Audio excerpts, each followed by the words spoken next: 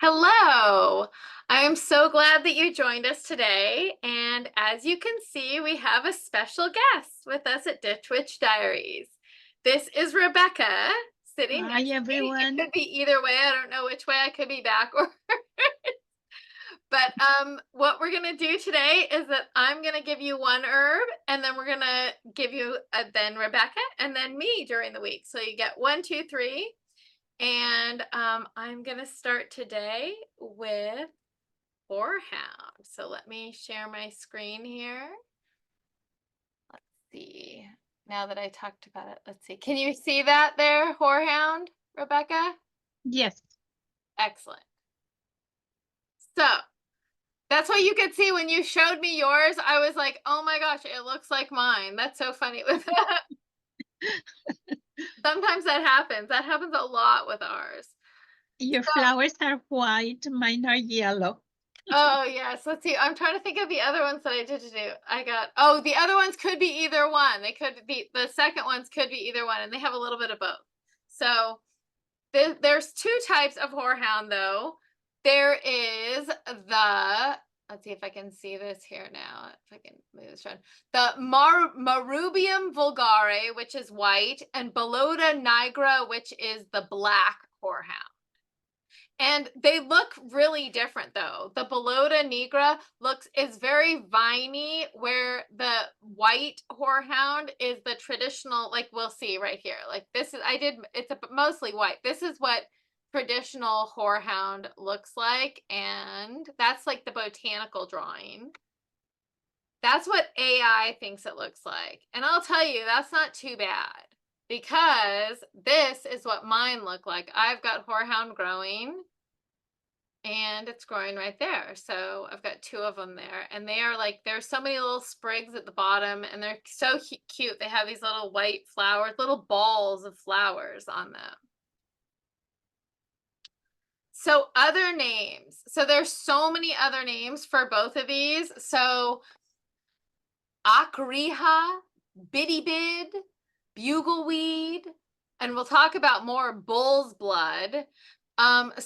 Which was a code name found during the there was witch trials, and there was grimoires that were confiscated during witch trials, and they found that there were certain herbs that had been coded, and one of them was this one. Horehound was coded, and its code name was bull's blood. So interesting. Devil's Eye, Downy Plant, Even of the Star, Haran, and I can't even say that, Hakash El Kalb, Horehound, spelled a variety of spelling, Houndsbane, Haran, Kubohi, Ilwid E. Quinn. That's probably murdered, but there doesn't seem to be a vowel in there. Marrubium, that would be from the Latin name.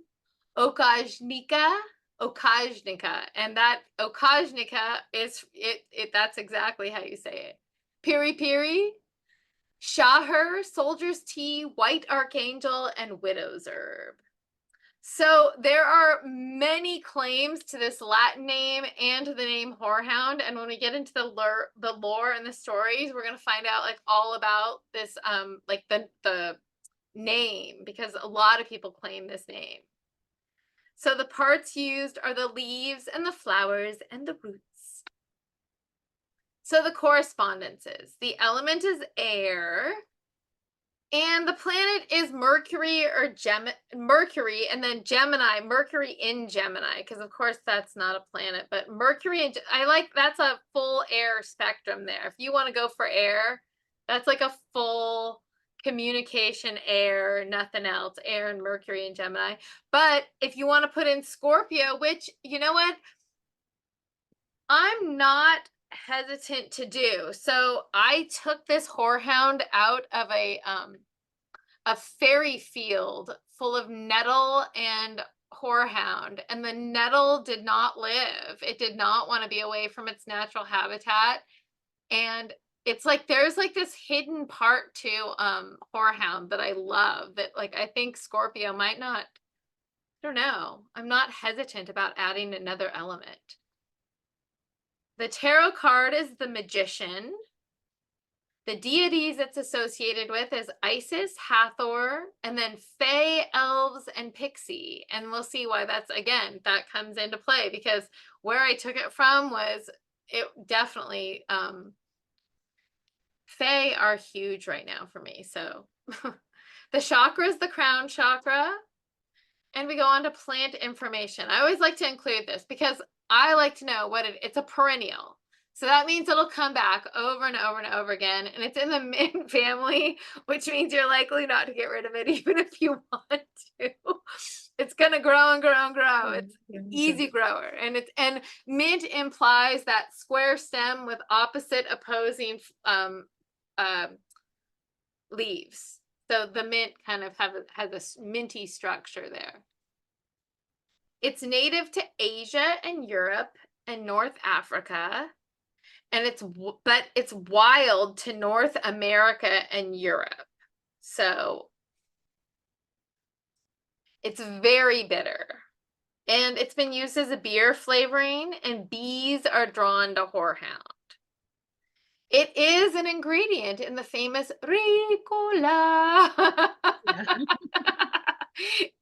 In the cough drops. That's an ingredient in cough drops. So it's a real thing, this whole coughing and Horehound. This is like, and like I said before, there's two basic types, white and black. And it will repel locusts and grasshoppers. So we're moving on to that. So that Serbian lore, the import, the Serbian folk name, it means desperate women, because women were who were unable to conceive would use the tea as a bitter remedy so that it would regulate their menstrual cycle. And so the Serbian folk name, and I think it's that Okshana, or I think it's that one that I said with the O. I think that is it. I can't remember though. I should have put it in here. Oh well.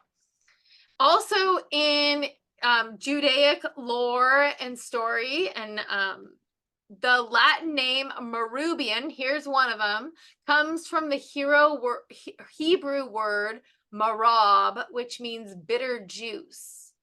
And so it's supposed to, it purges, it's in this lore, Horehound is supposed to purge a person of anything that limits your creativity. So I guess if you want to because it's really bitter, so it'll get those juices going. So I'm sure it's like running through. It's also used as, it can be used as one of the bitter herbs during Passover as well. It's traditional. And if we move on to Egypt, because this is fun, and it's called, here is a place where we get that bull's blood reference. So it's the seed of Horus, of the bull's blood, and the eye of the star. So eye of the star, bull's blood, and sea of Horus are three names which can be used for Horehound. And see, Horehound, then they say, is named after the god Horus, which I don't know if that's true or not, because we're going to see there's other places. But in the first BCE, there was documented use in Egypt. And I wonder if it was in those Ebers papyrus. We find that all the time in Egypt. There's like some main medicinal papyri called the Ebers papyrus that has a lot of these early remedies mentioned. So, and for them in this papyrus, it was used as protection against poison, which we'll see reiterated over and over again. But it was also used in ceremonies. So there is some ceremonial use to it. In German, I love this picture of Germany. I love what AI gives me all these fun pictures. So, because in Germany, Horehound was said to be struck by Dinar, the god of thunder and lightning, and that's what makes it such a powerful herb. So so when I say that, I want to stop and I want to then think about that, the element. Okay, so are we just dealing with air, or is there some component of fire in that? Because when I think of anything that's associated with lightning or something like that, or you get all sorts, that's a huge Anyway. Lore, stories, and cultural import. We move her to Rome. So again, so here's another like call at that name, right? So I told you there was a bunch of those people that are grabbing at that name, right? So the Latin name Marrubium, another story, is said to be derived from the city of Maria Herbs in Italy. Perhaps so. Perhaps it's here, perhaps it's there. One never can tell. So in first century, Julius Caesar, it was Julius Caesar's antidote to poison. So again, we see it with the Egyptians in 1 BCE. And then the first century over, that's like what, 200 years later, it's being reiterated in well, it's probably not that long because Julius Caesar was what, up to 12 or something. I think it wasn't 112. I think it was just like 12 or 14 is when it maybe not. Anyway, I got to think about that some. Anyway, so he was though using it the same way that the Egyptians were using it as this antidote to poison. And then there's an interesting kind of reference in America. So Dr. Caesar is, so there were many early African American, and literally they were slaves. We as white people brought black people to this country, and we need to stop dancing around this. And then we didn't honor that they knew how to use herbs, of course, and we just disgraced like that they were had all their own religion and resources and medicinal uses for plants, right? But there was one African American, and I don't know his slave status or not, but there was an famous African American herbalist that he was recognized by the early Anglo colonizers. I love that. Slave drivers is what I'm thinking they are. Colonist sounds awfully nice to me. Anyway, so he was recognized, and guess what? He was using Horehound as the antidote to a vegetable poisoning, a type of vegetable poisoning. So it just in line with the other folks, right? So then there's this other story about Horehound and quote farmers. So I don't really know, like when I get these references in these books that farmers, I don't know where you're talking about the farmers are, but apparently farmers if you put a wreath of Horehound around the cows, it'll encourage them to eat and provide more milk. So then we go into medieval Europe. Horehound was used as a ward against witches, which I always laugh at. There's a lot of these herbs that like they say they're used as a ward against witches, and then they are also a witch's herb. So the Navajo, they use a decoction of Horehound roots before and after childbirth. I'm seeing, so there's like definitely something stimulating and purgative going on here. Like I would be watching out if I were taking Horehound, because what I'm seeing a lot, like maybe there's a vermifuge quality. There's some sort of, like it's getting rid of like, it's bitter. So you can imagine, it's bitter as all hell. So you can imagine like, anyway. In England, so here's another bite at the old Horehound, right? So the English name, instead of Horus, you might think, so the English name Horehound comes from the old English words har and hoon, which means downy plant. Okay. I think there's more downy plants than that though. Like, I don't know. Like if I were naming a downy plant, I would probably be mullein, right? Or lamb's ear. What is that? Lamb, something downy, more downy, maybe. I don't know. It's a little rough for me to be calling it downy. Who knows? Anyway, magical properties. So, of course, we talked about Mercury and any mercurial magic and its connection to air for that matter. So, mental clarity, heightened intuition. If you're supposed to drink it regularly for heightened intuition. Interesting. And to see through deception. Also for protection, to protect your home and against wild animals, especially against dogs. So you get that horehound kind of thing. Some of those are the lore or the magic surrounds that name as well. So to use as a protection for your home, you're supposed to grind it up and sprinkle it around your property. Interesting not to grow it around your property, because that's what I would be doing, but maybe you're inviting the fae in, but maybe that's what I would be doing. So it's also a protection against gross people, so jealous people, disgusting people, and you're supposed to carry it in a white bag to guard it for that sort of protection. So you can carry it to protect against any kind of magic, really, glamoury, fascination, any type of sorcery. So that's good. So some of these herbs that claim to be like anti-witch or a protection against that, I find that witches need protection from other witches often. It's unfortunate, but sometimes you might. Used to protect against witches' spells. Used to protect the self, family, and the home. Also, it can be used for cleansing, I'm sure, because it's used, it gets rid of poisons, it pushes stuff out. So protection is probably very reasonable, and cleansing as well. So it's sacred to Horus, just like we talked about, they claim the name. Ritual, it's used as a ritual. It's supposed to keep a ritual together, like keep everybody mentally focused on a ritual when you use it within the confines of a ritual. Because it protects like this ritual space during the ritual, and it's supposed to aid everyone to feel trust and feel intuition during that ritual. It's just kind of like when you're using it at the outer boundaries of your property or your home or the outer boundaries of your circle during a ritual. Feel like it's a boundary protector. And you can see it almost stands like little, like you can see it like literally like they're like little like guards like standing up if you plant them. I would plant them around your property. That's me.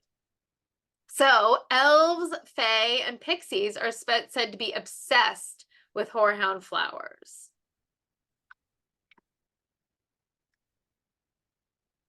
Balance. It's good for balance. So it's supposed to balance the energies of the home and keep it free of negative energy. And you can gather the flowers and hang them in a home for balance of this sort and protection, apparently. Psychic healing and aura cleansing. They want you to use an oil. And the symbolic meaning. I've been including these lately because I've been coming across them. So the flower is a wish for good health. And the plant itself, its symbolic meaning is imitation. And I have do you know who Hod is? I'm not sure. What Hod is? Hod. I came across that it contained the energy of Hod or Hod. I was like, I have no idea who that is, but I'll put it in there in case somebody knows. Hey, if you know who Hod is or Hod is or what Hod is, this horehound contains the energy of it. He's a Norse god. Oh. Blind Norse god associated with darkness and winter. He's the son of Odin and Frigg and the twin brother of Balder. Nice. So he comes from the Norse mythology. Very nice. Well, there you go. And because I didn't know you, Hod or Hod, you got in there. Because if I would have known that you were a boy, I would have kicked your sorry little butt right out of my altar. Exactly. But you skidded right in there. So guess what? You got a little Hod for you. So now I put this up, and I'll put that at the end of yours as well, so that people can be disclaimed.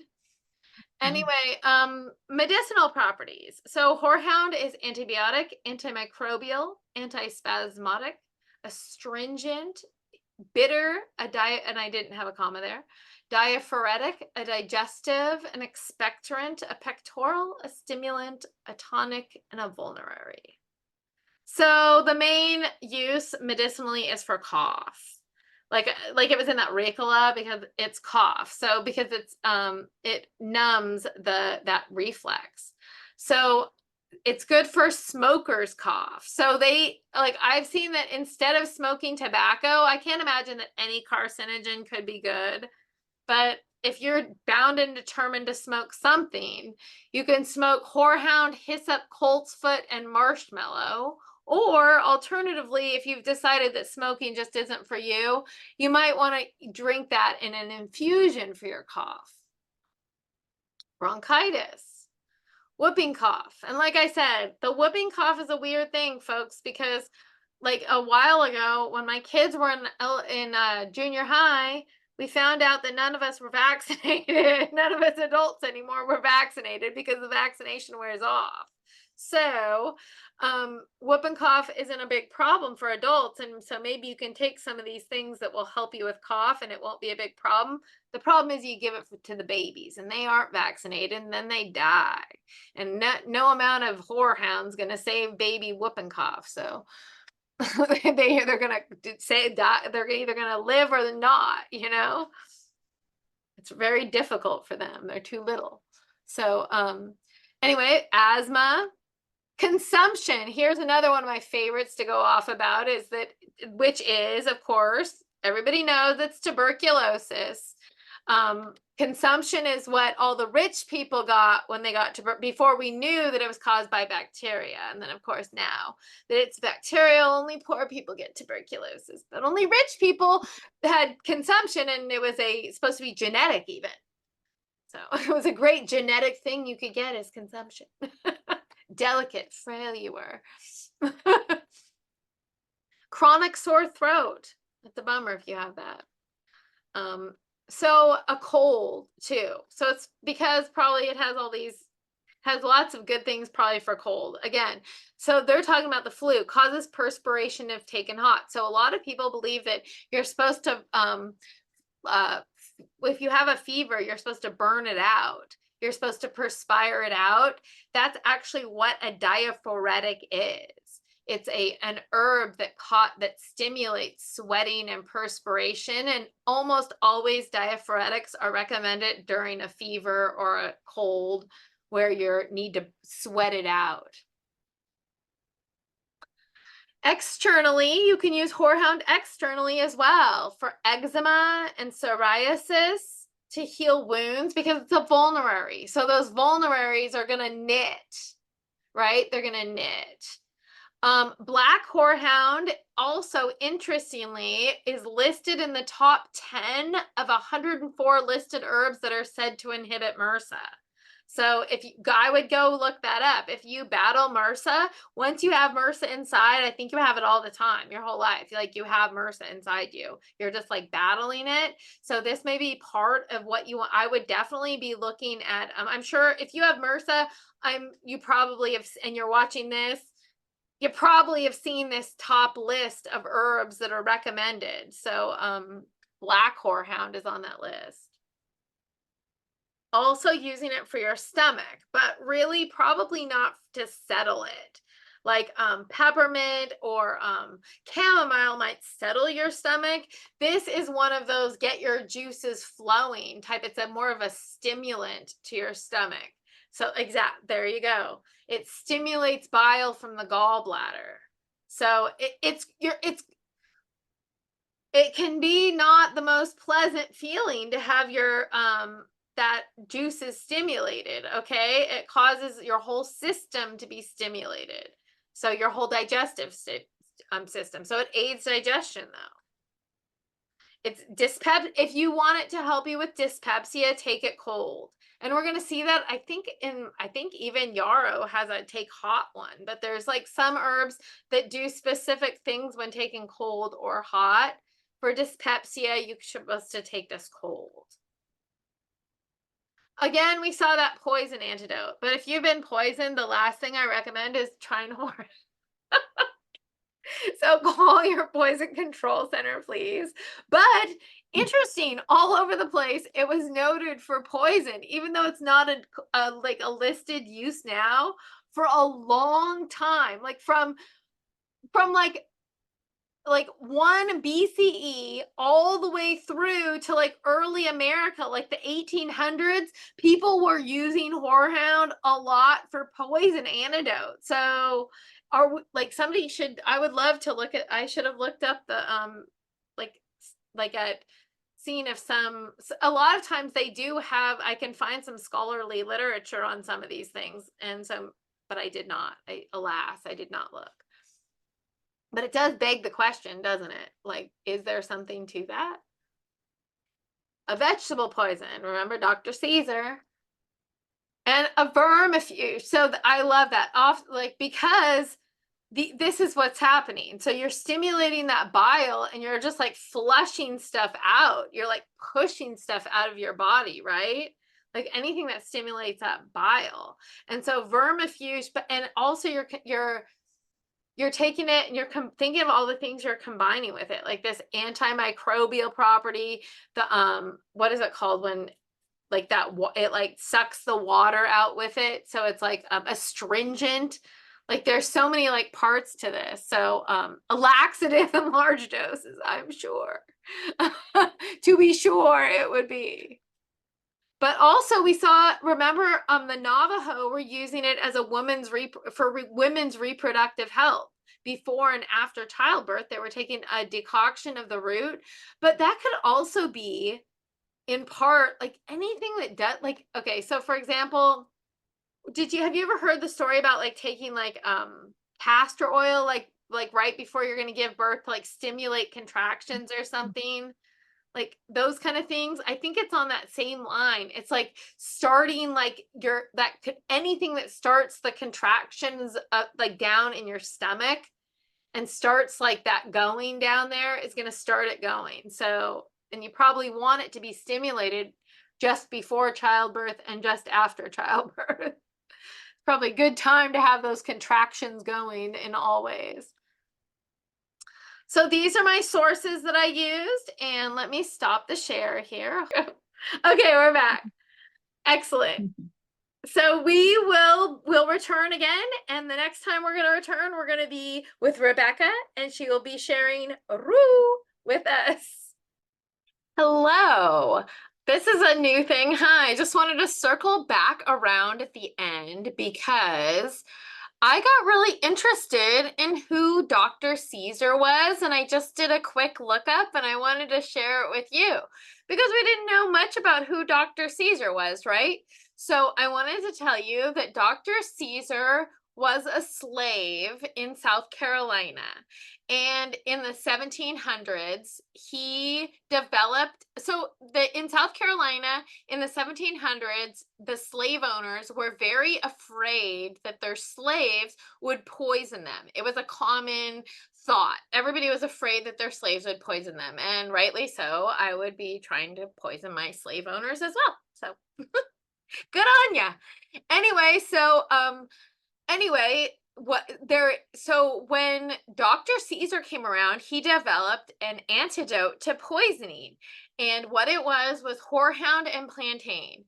And what he did was he advertised it, and the whole like Senate or whatever, the whole like house, the government of South Carolina got interested in developing this poison remedy.